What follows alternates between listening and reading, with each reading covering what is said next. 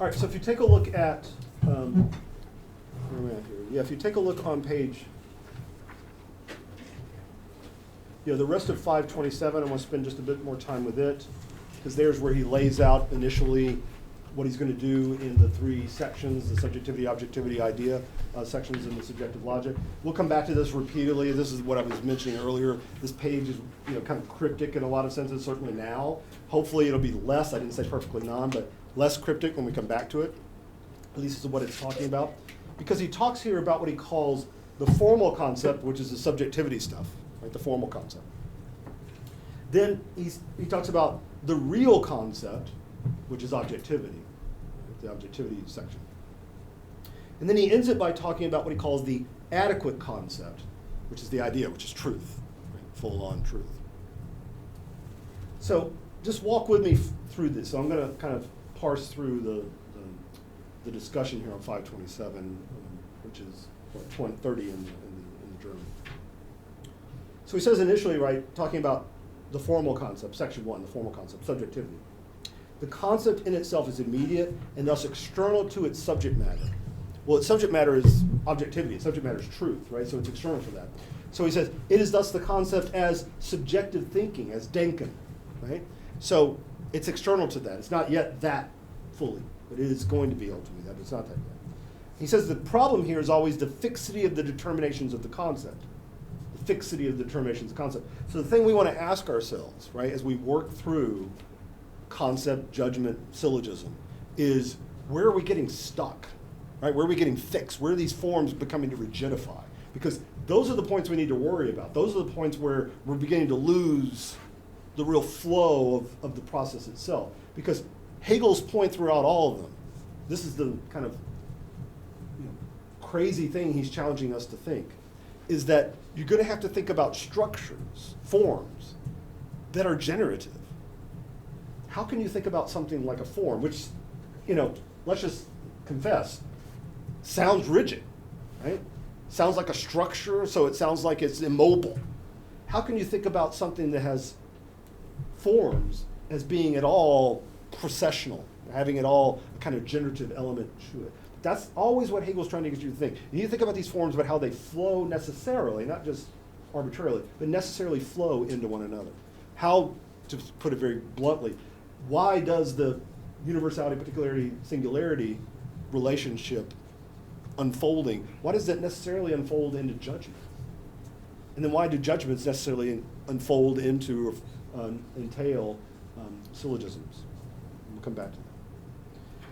So he says, its externality, right, the externality of the formal concept, is manifested in the fixed being of its determinations that make them come up each by itself, isolated and qualitative, and each only externally related to the other. So there's always the danger that'll be haunting, right, that'll be in question along each moment. And Hegel will point these out. He's not hiding them, where he thinks, look, this gets us stuck, but if you really think this through, it's not stuck, right? And there's a temptation to get stuck here, and because this is like with the bad infinites, right? It's not that bad infinites, it's not that these fixities are not really there. They're there. You can isolate these things from one another. You just lost the trail of the unfolding of the logic if you do so, but you can actually treat them that way. So he says, there's going to be something about if you can hold on to this flow, if you can see the flow, then you'll get a transition from the formal concept to the real concept, or what he calls the transition from subjectivity, the formal concept, to objectivity, the real concept. He says, this is the identity of the concept, which is precisely their inner subjective essence, sets them in dialectical movement, so they're not fixed, they're in dialectical movement. And through this movement, their separatedness is sublated, and with it also the separation of the concept from the object, and what emerges as their truth is the totality that is the objective concept. So the subjective concept, judgment syllogism, is going to entail the objective concept, which will be mechanism, chemism, teleology. Here you have the formation of the identity of subjectivity and objectivity. The formal concept makes itself into the fact, into the Sache, as he says here, by virtue of the necessary determinations of its form, and it thereby sheds the relation of subjectivity and externality that it had to the object. So it's going to show that it's not merely formal. It's going to prove that of itself. And that will be the movement from what he calls immediate freedom to negative freedom. Immediate freedom to negative freedom. Now, by negative freedom, he doesn't mean freedom from encumbrances, which is the way we think about positive, negative freedom. It's not what he's talking about. He's talking about immediate freedom. He's talking about the freedom that's being articulated, this process that's being articulated as immediate unto itself, external unto itself. Just let's see what the flow of this process is. That's immediate freedom. Negative freedom is the freedom that's engendering of the world itself and comes into self-relation by virtue of that, which he will literally show the concept comes into relationship to itself in the moment ultimately of external teleology, which is what the teleology section is about. And then that will lead us into what he calls the idea. And from there, we'll start talking about things that you wouldn't expect. A lot of this you didn't expect, but you certainly didn't expect to be in the logic, namely stuff like life, consciousness, all this other sorts of stuff. We'll get there. He says being at one with the concept, or with the object, the concept is submerged in it, so mechanisms where it's submerged in it. Its differences are objective determinations of existence in which it is, which is itself again the inner, this is what mechanism is. As the soul of objective existence, the concept must give itself the form of subjectivity that it immediately had as a formal concept, so it's got to prove that it is this movement itself. That's what it does through chemism, and then it comes into this in the form of the free concept, he says, or a form that in objectivity is still lacked. It steps over against that objectivity, and over against it, it makes the identity with it, which as objective concept it has in and for itself into an identity that is also positive. That's the transition from teleology into life, which we'll come back and talk about. Then we're into the adequate concept. We move from the formal to the real to the adequate concept, section 3. In this consummation, Vollendung, right, this accomplishment, in which the concept has the form of freedom even in its objectivity. The adequate concept is the idea. So the adequate concept is Hegel's shorthand for the true concept. The concept now fully and completely shown to be the nature of reality itself. The adequate concept. Reason, which is the sphere of the idea, is the self-unveiled truth in which the concept attains the realization, absolutely adequate to itself, and is free inasmuch as in this real world, in its objectivity, it recognizes its subjectivity. So it's in relationship to itself, and in this subjectivity, recognizes its objective world. It creates the objective world out of itself. That's where we're headed. That's his kind of summary overview of those 3 sections. So what can this logic, this term logic tell us? What can it not tell us also about the immanent structure of the process of manifestation? So there's that question I posed earlier. So the concept, judgment, syllogism forms are determinations immanent to the concept, but they are, as immediate fixed determinations, ultimately extrinsic to the concept itself, hence they are the formal concept, they are subjective. And this in and of itself is what necessitates the move to objectivity, and the structure of the mechanical, chemical, and teleological processes explored there, something that the term logic of the formal concept simply cannot give us. So there's something about the term logic which is incredibly insightful and important. Don't get it, don't get the rest of the book, but it's not sufficient unto itself. It's not enough unto itself. It's got to prove how the world, reality, actually is formed out of those processes, out of itself. But it is nonetheless essential to the nature of the concept as free, that is in self-relating and self-generating, self-causing. All right, enough of an overview. Let's talk about this first section. So take a look with me in Subjectivity, Chapter 1, the concept. So this is a concept in itself. It's immediate and thus external to its subject matter. It's not yet got truth involved, material truth. Hasn't yet shown that the world is like this. It's just showing what its process is, process unto itself. It is thus the concept as thinking. We could say subjective thinking, denken. The dynamic of conceiving, judging, and inferring as activities of the human mind. I think that's useful to keep in mind here, right? We're going to talk about the concept, the judgment, the syllogisms. But think about syllogisms, concepts, and judgments as processes, and you'll already be on better footing, right? Conceptualizing, judging, inferring, which is what syllogisms are really all about. So if you think about them that way, you'll be better off. But you'll also be aware of the fixity and rigidity of each one, because they can be abstracted, right? They can be isolated, fixed on in their moments, right, as forms. So hold on to that fluidity of them. Let's talk then about Chapter 1, the concept. Here's where he lays out universality, particularity, individuality. So if you ask me, Kevin, what's the concept? I would say it's universality that particularizes itself in individuality. That's Hegel's definition, right, if you want it, of the concept. But how does that actually work? Here's where he tells you that. So as the truth of substance, the concept is at once pure self-relation. It's an identity. And it's determinate, differentiated negativity. It's self-relation in and through otherness. It's identity through difference, to put it in a different language. The task now is to think that relationality as moments of the movement of the concept itself, rather than as a fixed, rigid, static structure of being. This is to think the movement from the concept qua universal as immediate self-relation, as identity, to the concept qua particularity, as difference or othering, to the individual, that is, identity in and through difference, the return, the totality, and also the loss of this. So how does this work? We'll look on 530. I'm going to be selective here and kind of pick out things, but I think it can be useful to make sense of this. So take a look on 530 through 534, but 530 is where I'm going to start. This is on page 33 in the German. He writes this. This is these. So under the universal concept, this is the second full paragraph down. Thus, the concept is absolute self-identity. Everybody see where I'm at? Thus, the concept is absolute self-identity. So here's where Hegel gives you a definition of universality. But notice how minimal it is. Notice it doesn't have any content. Right? So look at what he says. Thus, the concept is, in the first instance, the absolute identity with itself.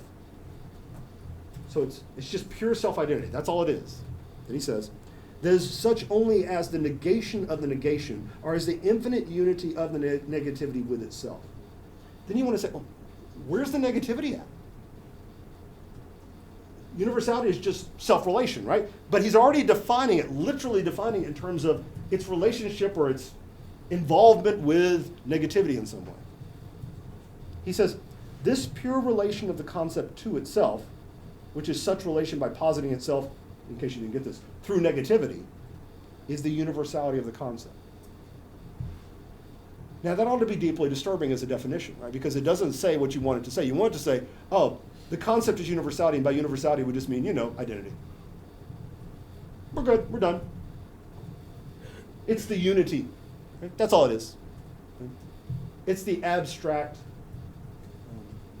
holding of things together. That's all, that's what it is.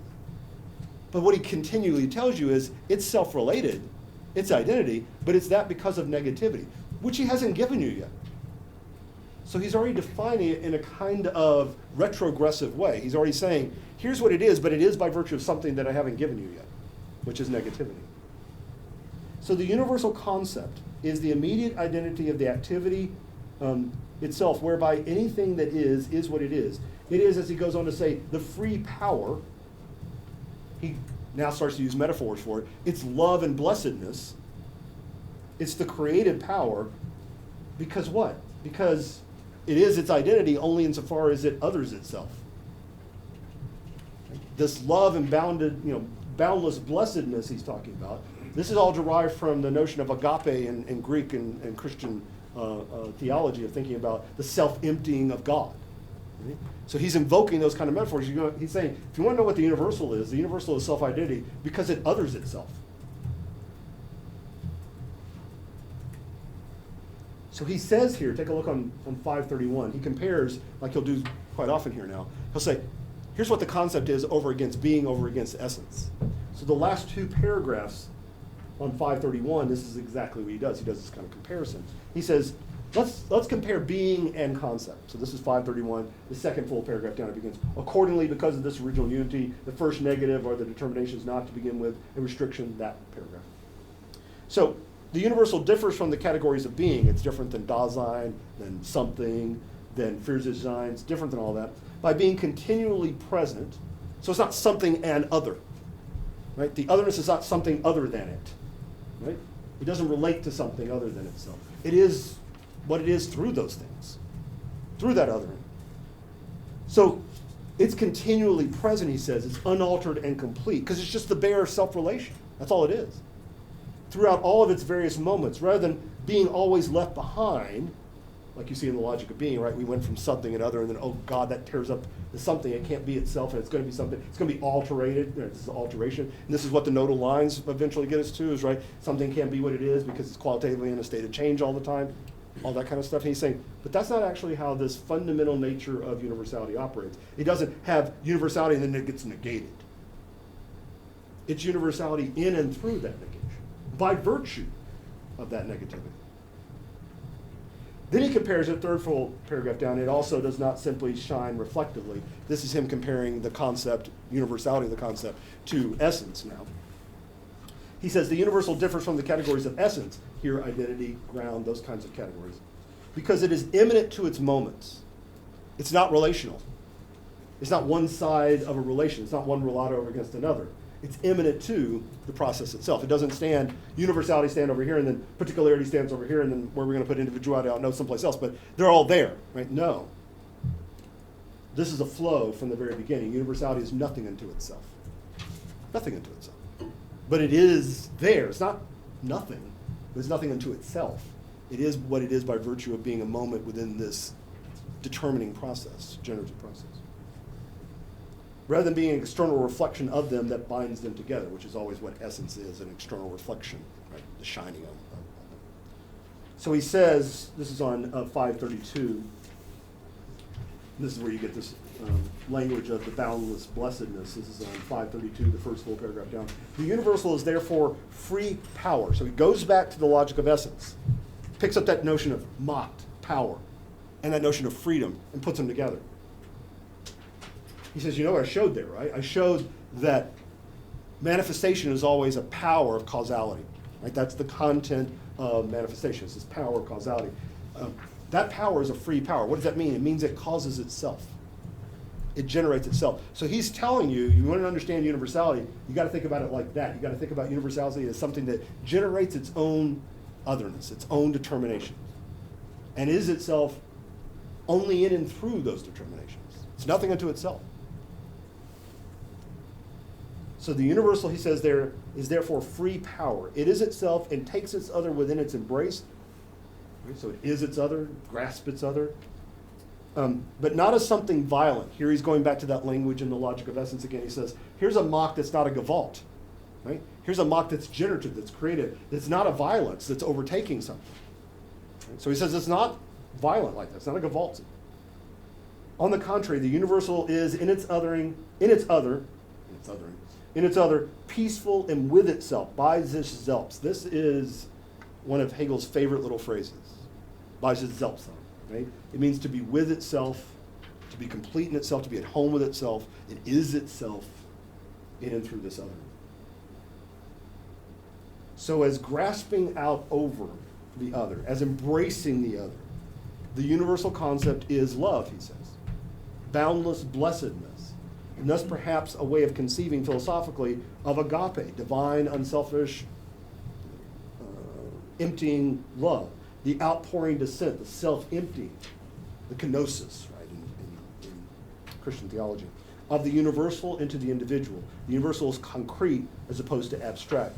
Here's what he says on 532. This is, I think, one of his best, these two passages on 532 over to 533, and then 533 over to 534, we'll look at it as well. These are two of his best accounts of what the universal is. And notice, it's all about what it does, not what it is unto itself. So here's where he puts it. More precisely, this is the paragraph at the end of 532, at the bottom of 532, 35 in the German.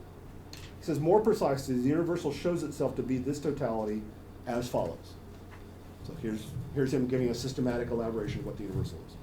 Insofar as the universal possesses determinateness, this determinateness is not only the first negation, but also the reflection of this negation into itself. So it's negating itself from the very beginning. Right? There's no universality and then, oh damn, got to turn that over and be something else. You could argue that's what goes on in the logic of being, right? You could say there's something and it kind of has a stability unto itself. Oh, but it's got negativity. Damn, overturns it. You could say that somewhat. I'm being farcical a little bit, but you could say that somewhat in the logic of essence. You could say, well, there's essences, but essences are unstable on their own because they're all contradictions in themselves, so they have to appear, so they other themselves. Okay, so they've got to exist, they've got to appear. But he's saying there's nothing unto universality other than negation. It just is that process. According to that first negation taken by itself, the universal is a particular.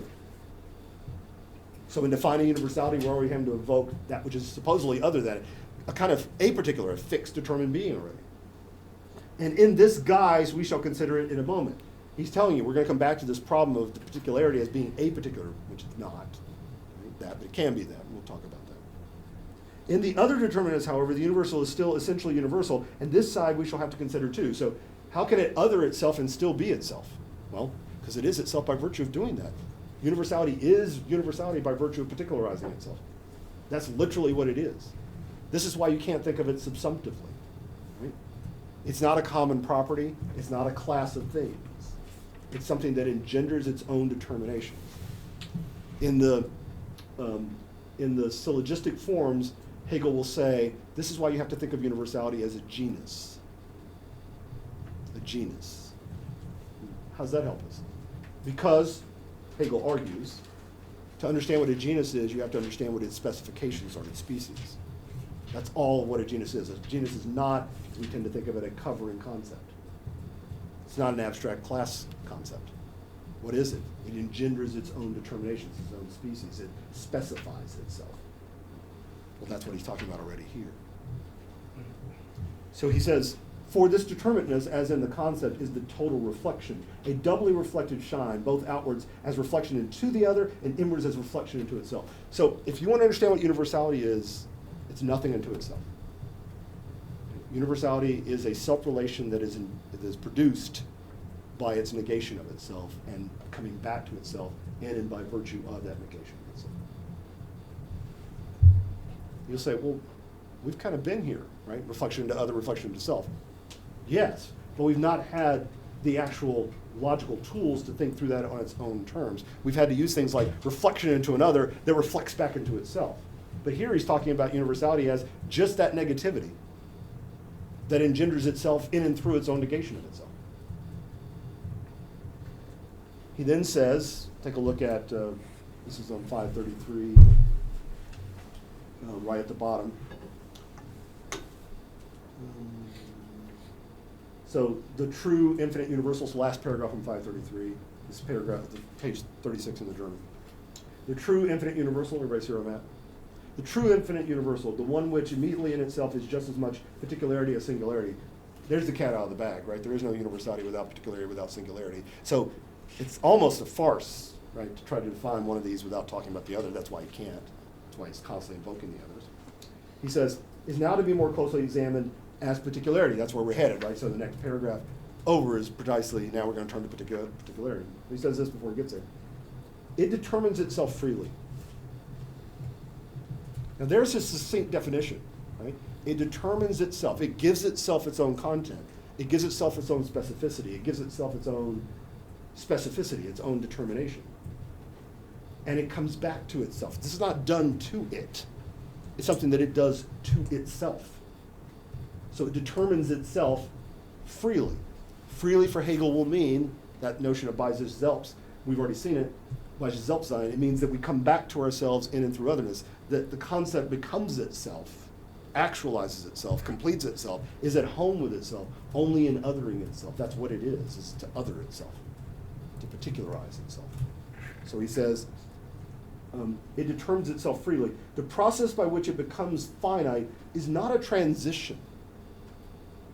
Now that's, you're supposed to remember, right, the logic of being, that's how something was finite. Because it transitioned, because the otherness afflicted it. Negation always was there to, like, you thought you'd reached your limit, but you haven't, right? You're going to cross over that limit, you're going to break through that, and alter yourself and be something other. Your finitude's going to be infinite because of that. He says here, the process by which it becomes finite is not a transition, the kind that occurs only in the sphere of being. It is created power. He's sticking with that notion of Macht, right? It's creative power, engenders something out of itself. As self-relating absolute negativity. He's just trying to pack it all together now. As such, it differentiates itself internally. And this is a determining, because the differentiating is one with the universality. It's not something over against the universality. This is not the claim, right, that universality, concepts into themselves are poor and they don't really have much to say for themselves. So get them concrete and they're a lot better off. Right? I've literally heard people describe Hegel's thoughts about universality in precisely those terms. Hegel doesn't like abstract universals. Well, that's true. But it's not because he doesn't like them. It's because he doesn't think that's the truth of what goes on with the universal. Universals are not just poor indetermination and therefore need material actualization to be something. That's what universality does, to be what it is. It engenders the world, as we're going to see eventually, but it engenders its own determinations from out of itself. So it doesn't befall to it, doesn't occur to it, doesn't happen to it that it gets and receives determinations. It creates those determinations out of itself.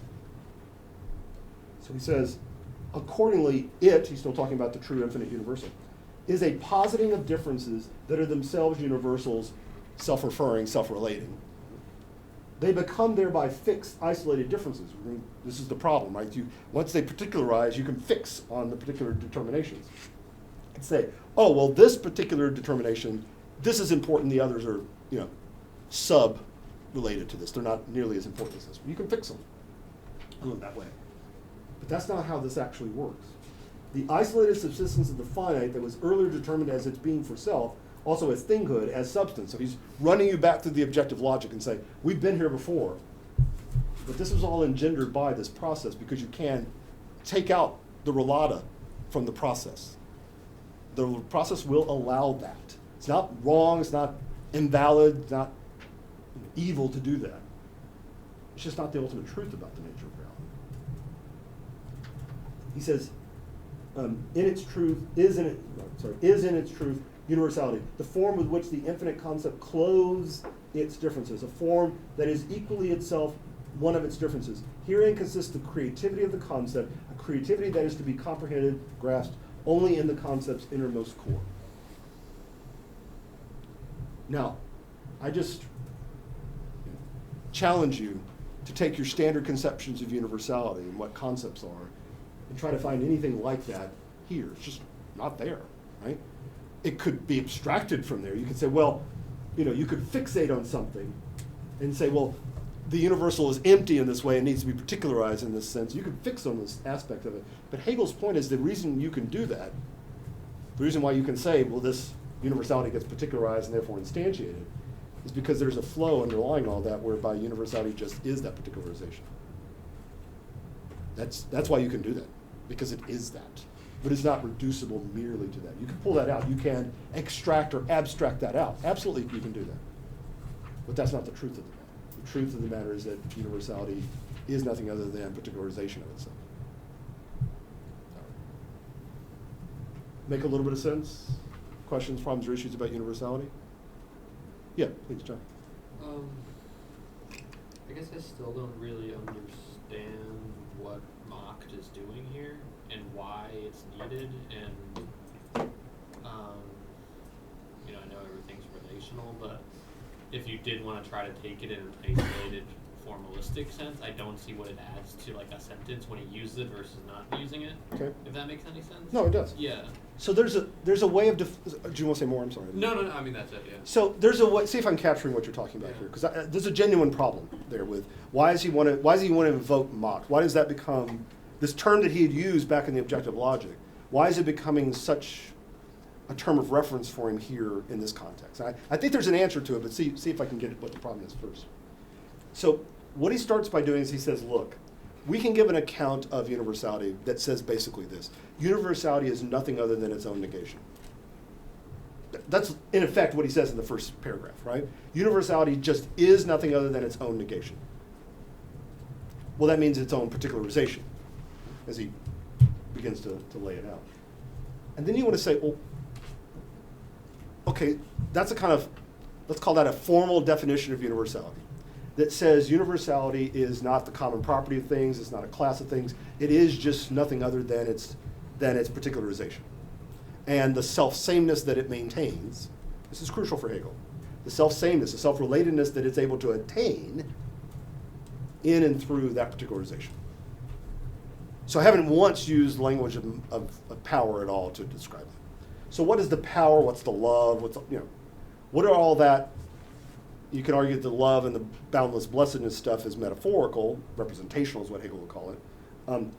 The power languages doesn't technically belong here because it's from the objective logic. Why are we importing that? We spend paragraphs saying, look, this isn't like the logic of being, this isn't like the logic of essence, but then we go back and grab this term which is at the end of the objective logic, but it's an objective logic category, power, mocked. Why do we pull that over?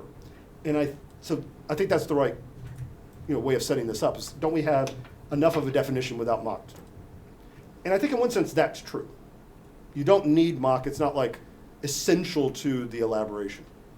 But what it is giving you is a sense of, look, there's a continuity here. What I'm talking about is that what we call back there the causal power turns out to be universality itself doing this.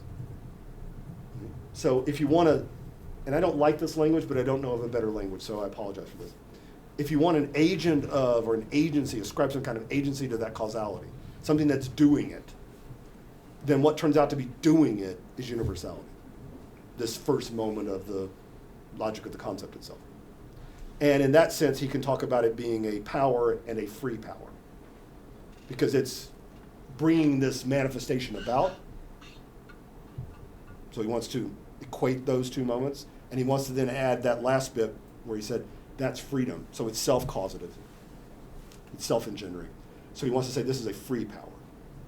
Now that's where the representational metaphorical language then becomes, I think, elaborative or illustrative. It's not demonstrative. It's not, I don't think there's anything systematically that hinges on the invocation of agapic language there, right? They calls it all of a sudden love, right? I remember one time talking to a colleague who, Hegel scholar extraordinaire, and at one point he said, I think the best definition that Hegel ever gave to the concept was it's love. And I'm like, I'm not sure that's helpful, right? I get it, right? You can talk about agapic love all you want to and say it's self-empty, it's kenosis, all this kind of wonderful, evocative stuff, but it has literally no logical entailment, demonstrative value to it as far as I can tell. It's illustrative, right, in the sense that when you hear it spoken, this is how it works in religion, right? This is what Hegel's claim about representational terms in religion. They evoke, they elicit, they're narratival, so they appeal, they make sense, right? This is the Romantics' problem, right? The Romantics were always saying, look, Kant, reason's not enough, right? Reason is dry, boring, and rigid. We need abstract. We need something that actually speaks to the emotions, something that speaks to our senses. So let's paint the absolute, right? Let's compose the absolute as music. That's what we need to do. That's the romantic side. And Hegel thinks there's something to that, right? He's not a romantic. He spent a little while dabbling at it, but he's not a romantic himself. But he thinks that there's something to the inadequacy of that. He thinks you ought to be able to do it at the rational level purely on its own. So you ought to be able to do it in purely logical terms, which is what I think he initially gives you. But then he also will give you these representational, this metaphorical language as well to elicit and evoke. But I don't think it plays any systematic demonstrative role. That's very helpful. Yeah, so, but it's there, yeah. Right? So it's not like you're going to be able to say, well, this is in a polemical text. It's not a polemical text. It's a straightforwardly systematic text. But it is, because see if this is helpful. Because Hegel's giving such an austere, it's my term, not his, austere definition of universality, it just is its particularization. It's its self-sameness in and through that particularization. That's all it is.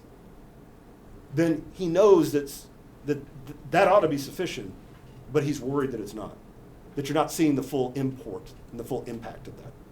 So he gives you more. I think he's, at that point, not trusting the logical determination, the logical entailment to do its work on its own. That's my view about the matter.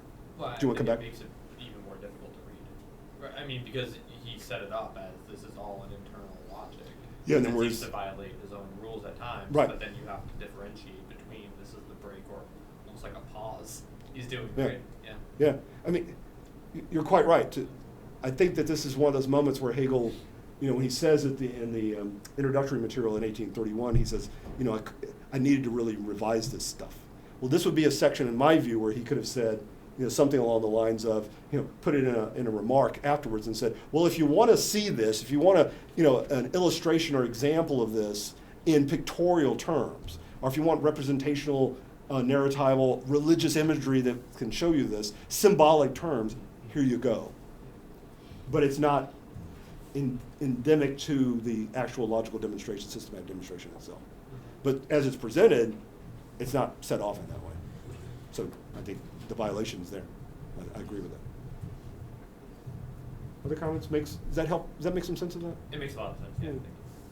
Questions, issues, problems about that? You could say that there's something more being acknowledged there. You could say there's a kind of concession there that Hegel's saying the austere definition is not sufficient because reason's not up to the task for some reason at that point, right? So he needs these other determinations to work there and supplement to what's going on there. That would be a way of trying to talk about why those images, that representational or symbolic language is invoked at that point. That's a different way of taking it. I don't know what's best, but that's at least two ways of doing it. Let's talk about the particular concept. I've always loved the title of this section, right? The particular, it's not particularity, right? It's the particular concept. So you walk into it thinking, okay, I didn't get any of that stuff from the universal concept. I really didn't, that austere definition didn't do much for me. So I know he said there several times that it's all about particularity or some version of that. And now he's going to give me the particular concept. Well, that sounds like you're talking about, a specific concept. That's what the particular concept should be about, right? Just from the heading, that's what you should be talking about. But look in the first paragraph, the very first paragraph of the section. Determinateness as such. Well, already we're talking about particularity in terms of determination, which is what we were already doing in the previous section. Belongs to being and the qualitative. You were saying, oh, so you mean we're going all the way back to the logical being and picking up that thread there about determinateness? Yep. And we're going to say, that, it's got something to do with particularity here. Right, it's exactly what's got going on. Then he says, as the determinants of the concept, it is particularity. Now that's his assertion that what we were talking about then is still what we're talking about now. We're just now talking about it at the deeper truth of the matter. There we were noting a feature of being. In order for something to be, it had to have some kind of determinacy about it, the determinacy of being real at that point. And it had that by virtue of negation. Okay, good.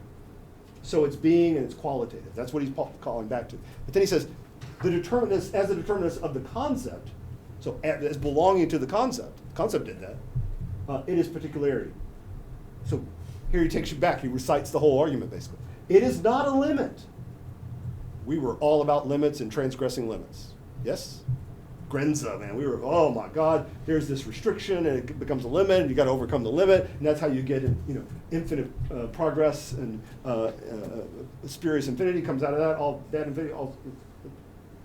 It is particularly, it is not a limit as if it were related to an other beyond it. That's the problem. It's not related to an other beyond it. But is rather, as just shown, so you thought you were going to get away from the stuff he was doing before, he's referring you now back to it. Universality particularizes itself, negates itself.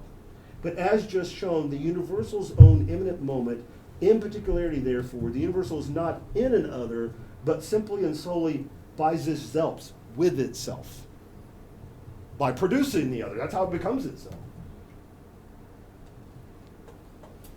Then he says something in these next paragraphs that's always been perplexing to everybody who reads this. Right? He says, particularity has to be thought of as a totality and as a principle. And what does that mean, right? How can particularity be totality? Does that mean the sum total of all things that are, all instances? Is that what that is?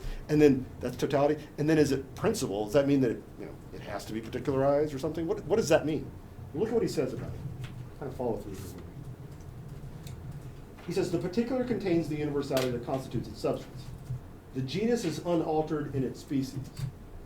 These do not differ from the universal, but only from each other. So the differentiation of universality is the universal, but they can differ, those differentiations, those determinations can differ from one another. The particular has one and the same universality as the other particulars to which it is related. They're all been engendered by the universal. They've all been created by the creative power of the universal. The diversity of these particulars, here's this term we were talking about earlier, right? Verschiedenheit comes back, and the diversity of that, which was given, right, in the logic of essence. Just a feature of existence. There's a lot of damn plants out here. Not one of them has a leaf that's like the other one, said Leibniz. The diversity of these particulars, because of their identity with the universal, is as such at the same time universal. It is totality. The particular is totality? It's itself and then everything? Yep. How so? We'll talk. Follow along. The particular, therefore, does not only contain the universal, but exhibits it also through its determinateness.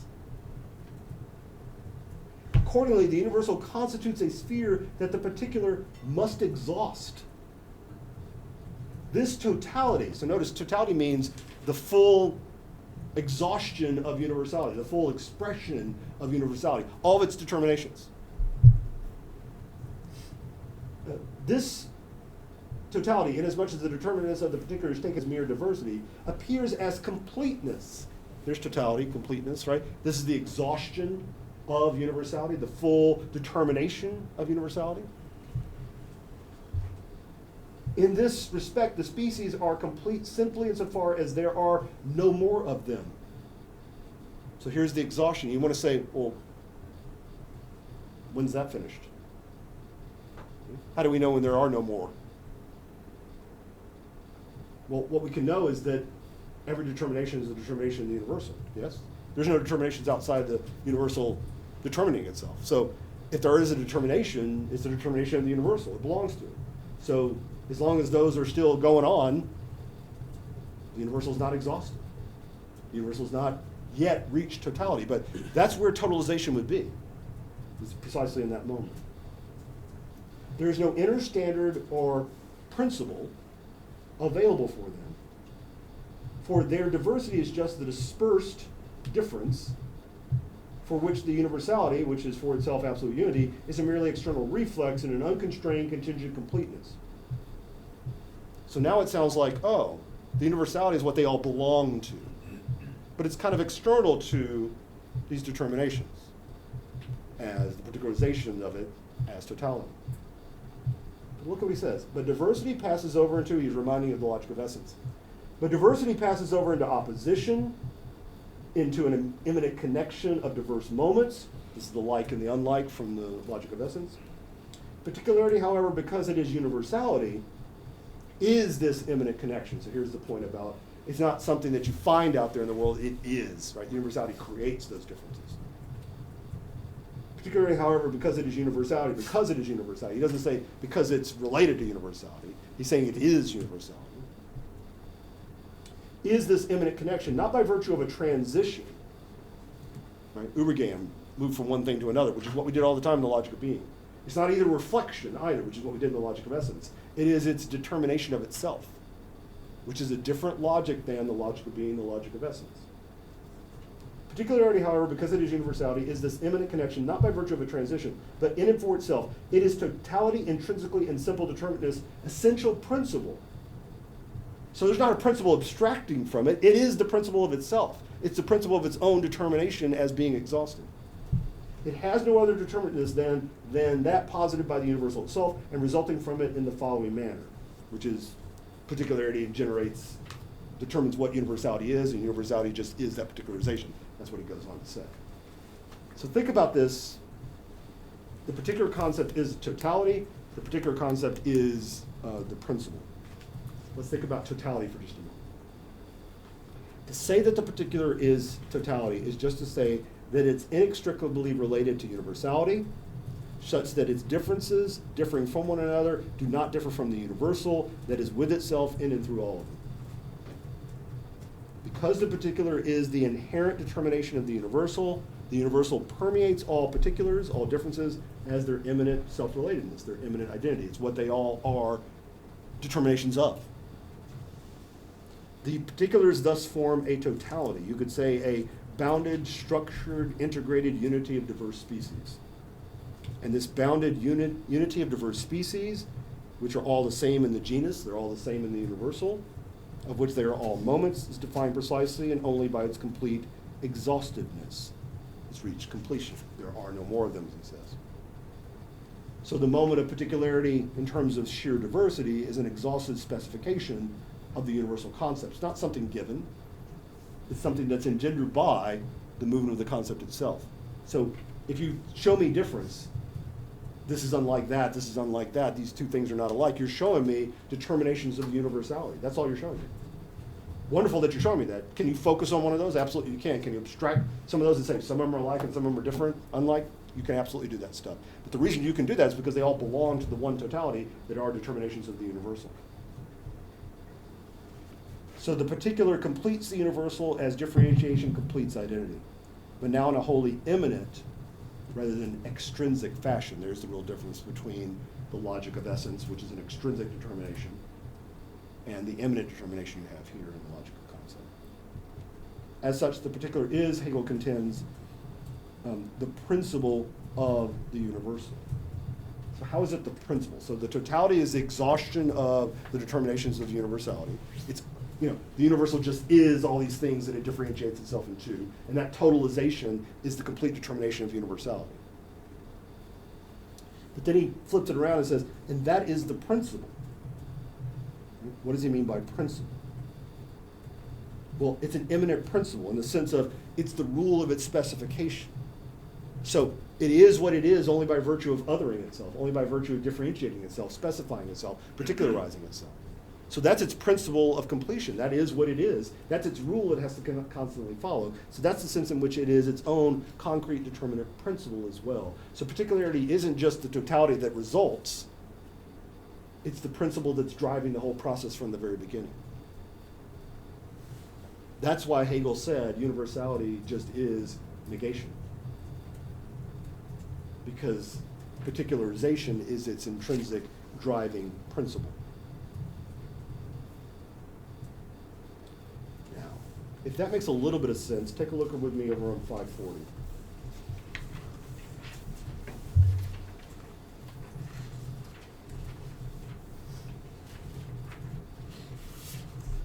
Here's one of these passages where Hegel says, okay,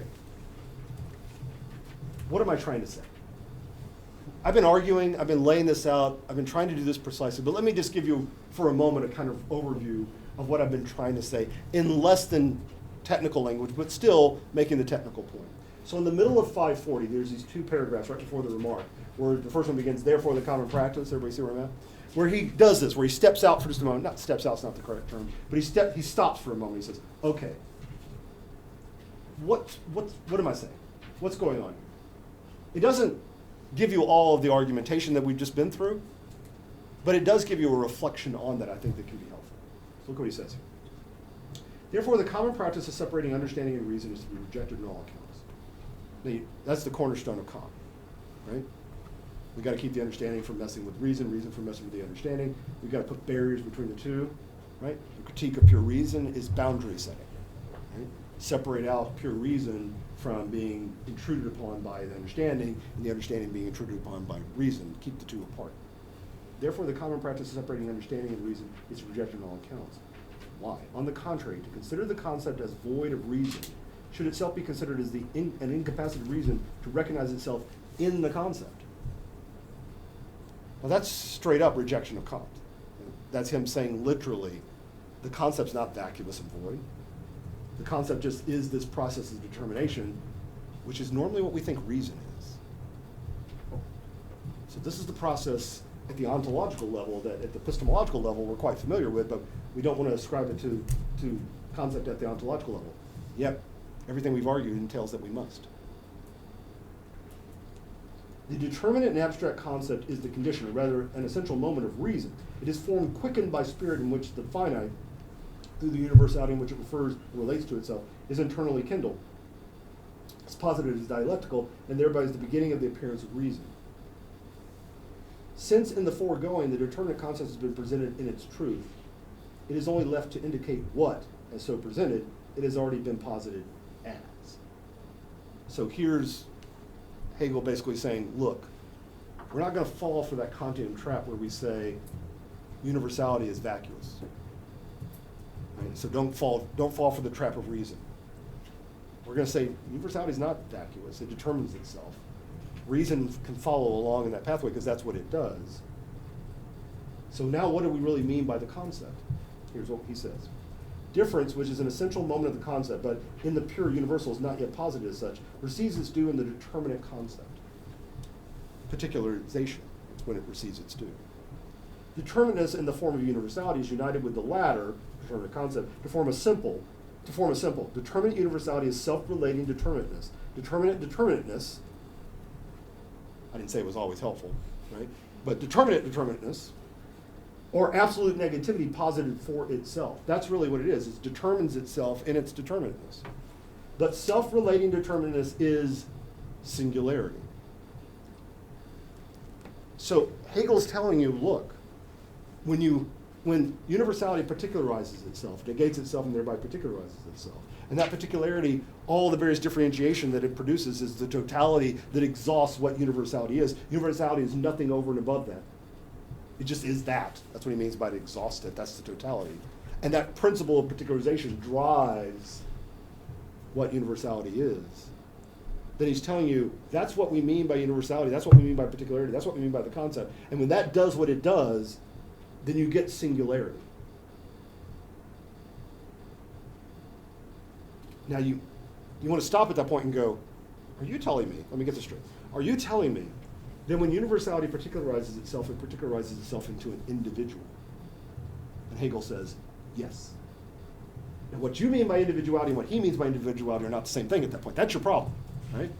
But at that moment, you'll say yes. And what you mean typically by individuality is, this particular cup. That's an individual. I'm an individual. This book's an individual book. This phone's an individual phone. These are all individuals. That's what we mean by individuals. And you'll say, these are singulars. That's singularity. That's what we mean by universality particularizing itself. So Hegel is telling us, right, that universals particularizing themselves into individual objects. Good. That's it. We're done. No. Look at what he says. Just as universality immediately is particularity in and for itself, no less immediately is particularity also singularity. All right, fine. Everything becomes individuals in and for itself. This singularity is at first to be regarded as the third moment of the concept, inasmuch as it is held fast in opposition to the other two. It's the third thing. It's what they all, become. But also as the absolute turning back of the concept into itself. Okay, here's where our concepts of individuality diverge. Because we like to think, with Aristotle, that now we've moved from humans, right, to, how's he do it? From mortals to Greeks to Socrates, right? So mortals, universality, particularity, Greeks, they're particular kinds of mortals, but now the individual mortal Greek is what? Socrates. Now to the this. And now we're no longer talking about a universal because we're not talking about mortals. And we're not talking about a particularity because, we're not talking about Greeks. We're talking about the mortal Greek that we all love and hate, Socrates. Well, that's what he means by the third moment standing into itself. And that's the way we think about individuality. So we go into this third moment thinking, now we've got this. So universality is particularity. And when it particularizes itself, it becomes an individual. That's all he's saying. He's saying something like universality particularizes itself and thereby sinks down into, becomes nothing other than an individual object, an individual thing. So there are no tables, there are no wood tables, they're just actual wood tables. That's what he's saying. That's, of course, not what he's saying. What he's saying is, that last bit, the absolute turning back of the concept into itself. It's the moment where the concept completes itself. So it comes to be itself. So yeah, it may have a kind of conclusion to it. It may be an individual. But that individual is the culmination of a process. It's still the process. It can't be distinguished from, it can be distinguished from the process, but then you've lost the process. You've lost what the thing is. The process is literally let me use this term very broadly, embodiment. And I don't want that to always be material actualization, right? Because that's the way we tend to hear that. So when we hear concretion in Hegel, we tend to think of, it gets physical properties, right? That can be true, but it's not always and usually not true, particularly in the logic where Hegel's talking about conceptual determination. He's not talking about physical properties. So coming to be what it is, that's what singularity really is all about. So take a look now at the beginning of the singular. Notice he calls it not the particular concept or the universal concept, but the singular, the individual. This is on 546. He writes this: singularity is as we have seen. So here's this reference back. Posited through particularity. Okay, I got that. Makes some sense. There is no individuality, there is no singularity without that process of particularization of universality. Good. And he says, this is determinate universality. The other way he'll express this is concrete universality. It means the same thing. And he always contrasts that with abstract universality, right? It's one of Hegel's favorite tropes, right? We're not talking, this is not an abstract universal, this is a concrete universal. Well, the difference is not the concrete universal is embodied, it's that the concrete universal engenders its own embodiment. It's quite a different claim, right? It's not a fallen concept that's become, covered over with a bunch of determinations. Oh, darn, it fell from glory, right? No, this is something that's actually engendered its own determinations. That's what he means by determinate universality, concrete universality. And that's what he says is a singularity. And hence, self-relating determinateness, the determinate. So here's universality that has particularized itself, and when it comes to be that, when it fully exhausts itself and is that, then it's individuality, then it's singularity. So he says, at first, right, under number one, at first, it's like the completion. So you can pull it off. You can say, oh, here's this thing that, yeah, it has some relation to this process, but it stands on its own. Individuality stands on its own. It can be extracted from this process and stand on its own. But then you've lost the concept, he says. Why?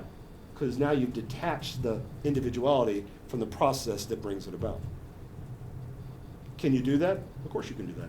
But you pay a price. The price you pay is that you turn individuality, singularity, into something that's fixed into itself. And because you did that to individuality or singularity, you do the same thing with particularity. That becomes something that's fixed into itself, and so does universality. That's why he starts talking about, if you're going to go down this route, you're going to lose the concept. You're going to start talking about abstract universals. Because now universals are those things that, are related to particularity, which is related to what the instantiation of it is here in the singular, but it's, abstractable from it.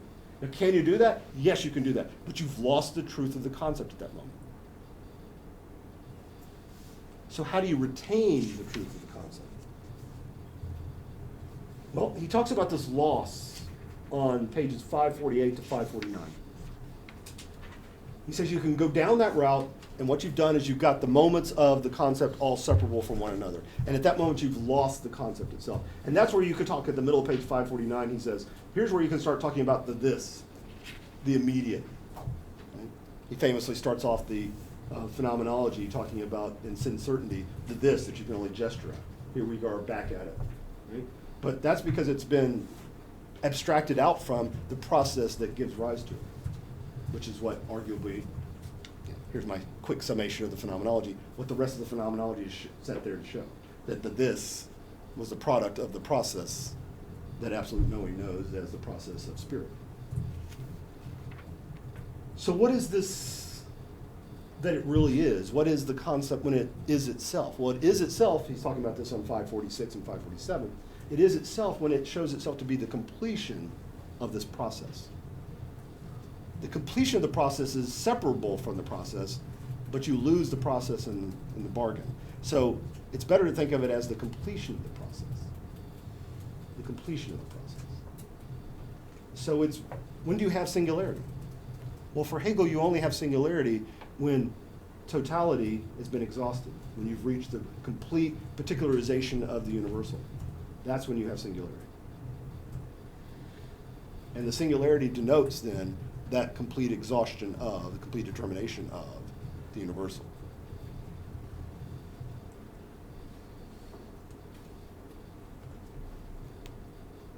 Now, just a second, let me go one step further and then I'll take questions. But Hegel does say very clearly here, this is going to be incredibly important for the transition into judgment. Okay? He does say that ending point, that culminating moment, that singularity denotes, individuality denotes this moment of completion, where universality completely and totally exhausts itself in determination through particularization.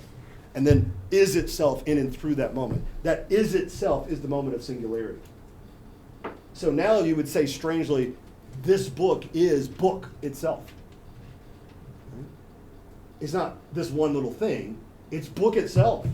But of course, this is book itself as well. These are the universals being fully and completely particularized. Everything that is the singularity known as the concept, right? In this case, book. I'm being facetious to give an example. But the concept is that process that's completing itself in all differentiations that we have, all distinctions that we have. And when that's complete, only when that's complete, do you have individuality. But, having said that, that's what the process is, and that's what the culmination of the process is when universality comes to be itself, relates to itself in and through its differentiating of itself, its othering of itself. You can also focus and abstract out just that last bit, just the individuality section. So he says this in the middle of 548, and then I'll come to your question. Middle of 548, under 2. This is on page 51 in the German. Singularity is not, however, only the turning back of the concept into itself. So that's just how he's been defining it, right? Singularity is just the moment where the concept comes to be itself. That's what it means to turn back into itself, right? Comes to be itself, the moment of reflectiveness, where it's not only determining itself, but it determines itself as that. So it is itself in and through that otherness. But it's not only that, he says, but the immediate loss of it, Verlust, the loss of it. Through singularity, where it is internal to itself, the concept becomes external to itself and steps into actuality. Here he says abstraction becomes possible, differentiation, positive abstraction, all that kind of stuff becomes possible now because you can pull it out. It becomes fixed. Remember, this is always the problem. In the logic of subjectivity, because it's a formal concept, you can rigidify the moments. You can fix the moments, separate them out from one another. Here's where it's happening. You can fix out, you can separate out just the moment, just the end point, right? Put it in those terms, just the end point, just where it finishes, just where it's done. And, the whole concept of done is kind of done away with too, right? Because the done part is the process. So done what? Nothing. It just is what it is unto itself now. It's just a particular, it's this.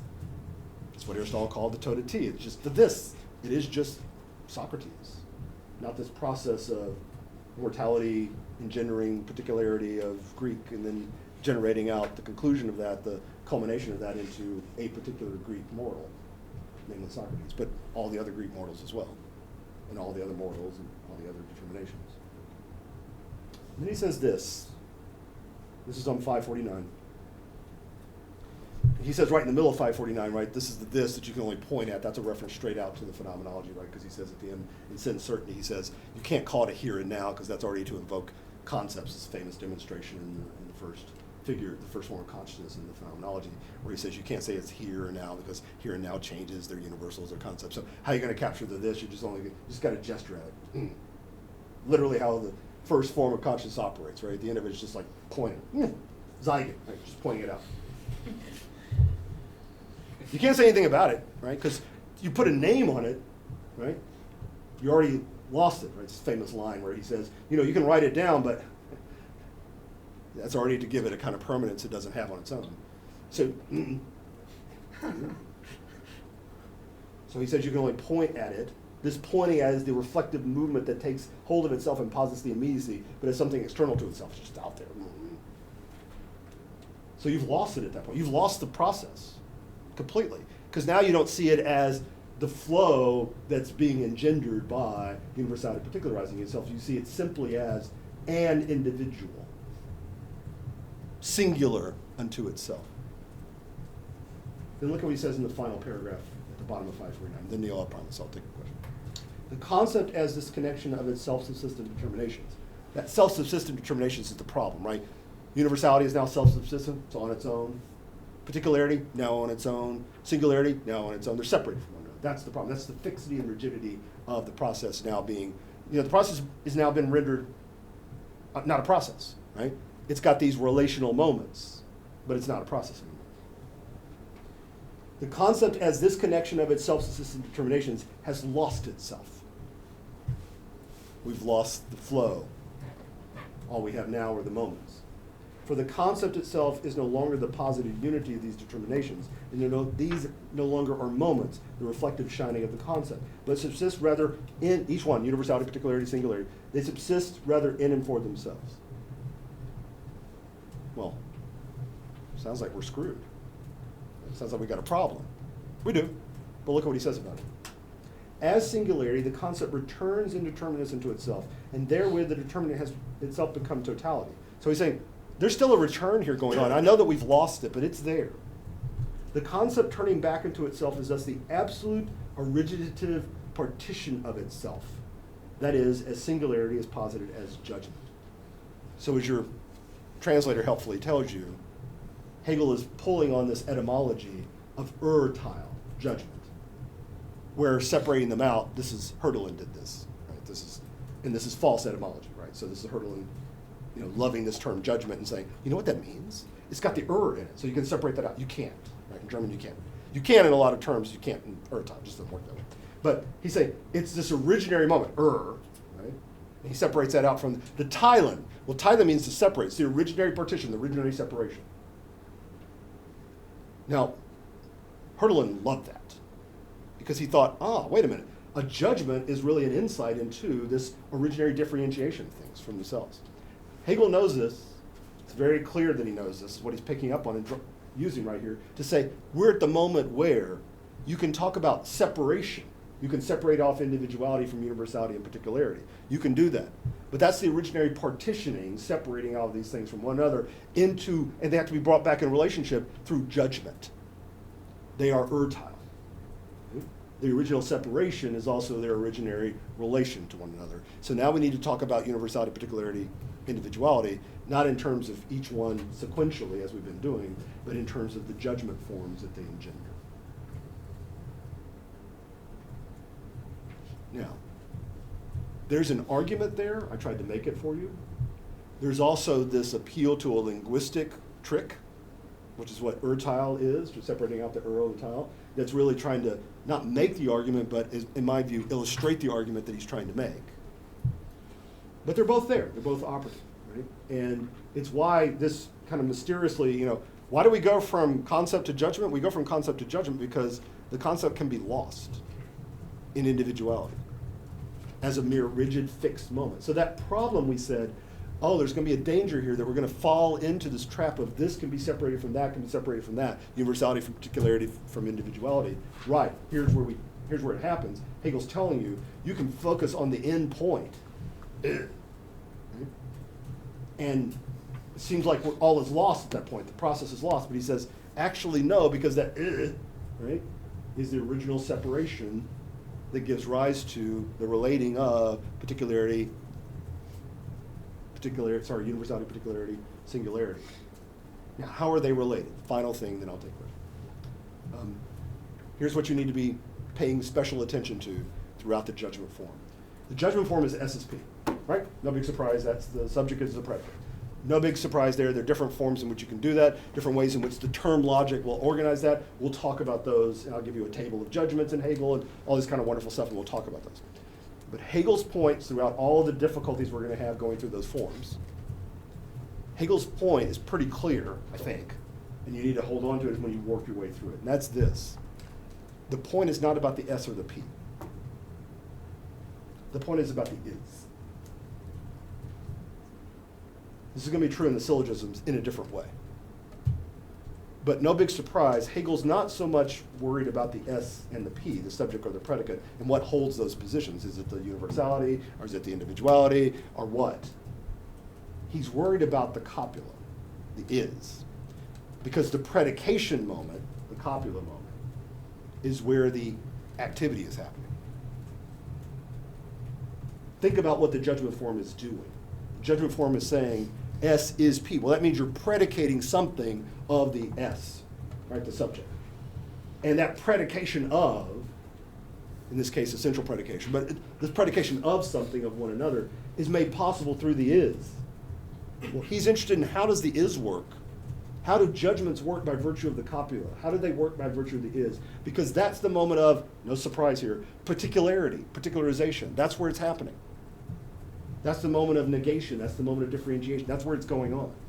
This will be true when we look at the syllogisms in terms of their middle term. The middle term, das Mitte, does that work there in those syllogistic forms. It's the replacement for the copula, or it's the more deeper notion of the copula that you see in the syllogistic forms. All right, I'm sorry I went way over. Neil, you've been very patient.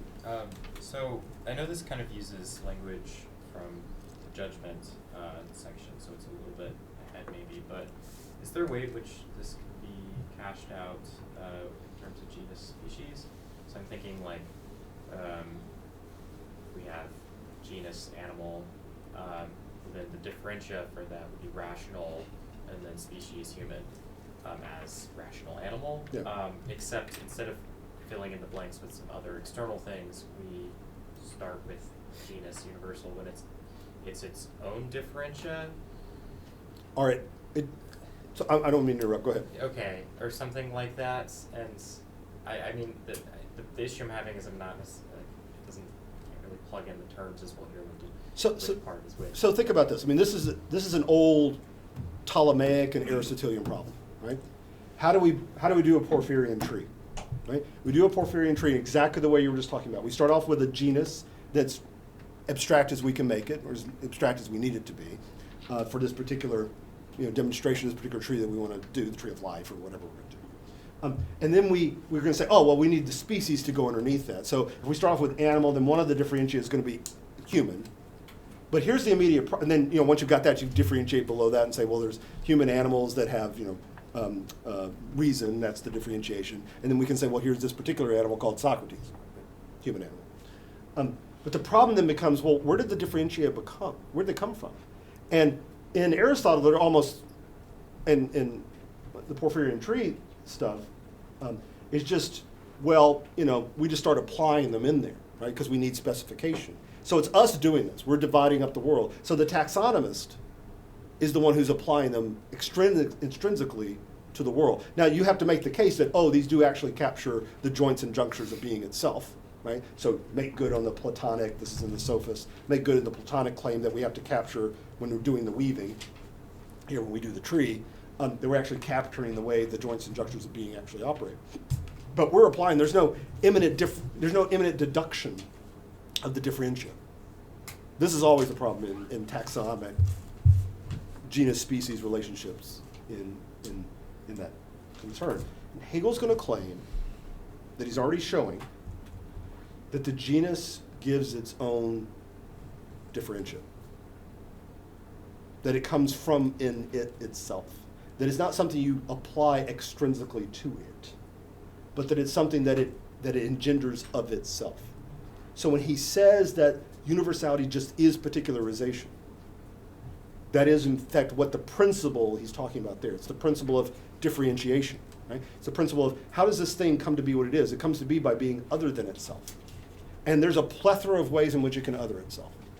And that's what all this differentia really turn out to be. Well, that means the genus is determining its own specification, its own species. That's exactly right. It's exactly how Hegel thinks the genus is. That's what a genus really is. And that's what that's what the concept really is. It's the genus, universality thinking thought in that way. Not as empty, not as vacuous, and then you get determinations for it, but is issuing in its own determinations. This is why he's embracing the genus language, but also, as typical in Hegel, showing that it works in this way that we don't normally traditionally think of it working. But it has its own specification. It literally dictates its own species. So that's the way, right? That's how he wants to say you must think of it. It's not you find a differentia, right? But the differentia are determined by universality of itself. That's what determinate negation is that issuing forth of those determinations, issuing forth of those differentiations. So take whatever the concept is. At this point, we can just say everything. And it will differentiate itself into everything that exists. And that differentiation is its own othering of itself. And so what is individuality? Everything that exists. It's not this. It's not, It's literally everything that exists. That's what individuality is, singularity is in Hegel. Because it is the process coming back to itself, reaching its completion, its exhaustion. And that's a matter of everything that exists. Is that useful? Yes, I guess, because I'm also trying to think of how that language can work for the transition into judgment. But I guess going back to language you were saying earlier about the relational nature of the objective logic, processional nature of the subjective logic. Yeah. Is there a way in which what's happening in the transition to judgment is relation is coming out again from procession? No, I appreciate that. Logic? So the answer to that question, I think, is yes. I'm hesitating to call it relational. That's what I'm balking at a little bit there, because there's a danger, like there's a danger in the concept. There's a danger always of fixing rigidly on the form, the moments, the relata, and not the process itself. So that's why he says with singularity, you can take it as the return of the concept into itself. That is to say, it's the culmination of the process, and then you've kept it within the process itself and not abstracted it. Or it can lose itself in that moment, and you can abstract it out, and then it becomes this unto itself. And so does particularity become abstract, and so does universality become abstract. And at that point, you've lost the process. So that's always there, and that'll happen again with judgments, right? The form of judgments, you can take them out. That's when they become merely relational, right? That's what I would say about that. What he's trying to show you is that there's a structure that's immanent within this generative process that is articulatable without being extractable. You can articulate it, and you best articulate it when you don't abstract it from the process itself, when you see it as moments within this process itself. So you don't see universality as abstracted from particularity as abstracted from individuality. You see that as a process. You don't see the forms of judgment all separated out from one another. And, oh, we're in this one, but we're not in that one, and we're in this. He wants to say, no, these all flow into one another. So the point is never for Hegel, memorize the table because you need to know which one of the ones you're falling under at this moment, like it was for Kant more. Here the question is always, well, how does one give rise to the other, and what's the point of them all flowing into one another? That's why I suggest that the copula is the key moment here, right, in judgment, as we'll see next week, because it's always there, the moment, not just that you have subject and predicate related to one another, but that's where you have the subject becoming the predicate, and the predicate thereby fulfilling the subject in this way. So that's the moment of their processional, that's the moment of process there, let me leave it that way. And that's the moment of the fulfillment rather than the losing of the concepts. Yeah. Because the losing would be fixing it and wouldn't be focusing on the copula. Yeah. Yeah. Now there will be a similar kind. It won't be the same thing, but it was a similar, an analogical kind of thing that happens at the end of the account of judgment that will force us into syllogism, because the judgments can become isolated into themselves. What is the relating of judgments to one another? Syllogisms. That's what syllogisms are. They're taking judgments and relating them to one another. But what's the mediating term there? It's not the copula anymore, because that's just a relation of a judgment of its subject to its predicate. Now you've got to relate judgments to one another. That's the middle term now doing the work. So the question becomes, what's the decisive middle term? It'll turn out that, no surprise here, universality is the decisive middle term. Right? But universality thought precisely as engendering its own differentiation. That's what a disjunctive syllogism does, by the way. So we'll be back there later. Is that useful, helpful? Okay, other comments, questions? All right, you worked hard tonight. Thank you for that. We're going to go through the judgment chapter next week, so please stay on task on the readings. We'll work through the judgment chapter. Be patient with it, right? You'll get, kind of, freaked out at all these different judgment forms. There's 4 of them. Why aren't there 3 of them? All that kind of stuff you'll get obsessed with. All these kinds of problems, right? Fine, bring those. We'll talk about those. But let me also work our way through judgment. We'll see how that contributes to this discussion of the immanent, subjective nature of the formal nature of the concept itself. All right? I'll see you next week. Thanks.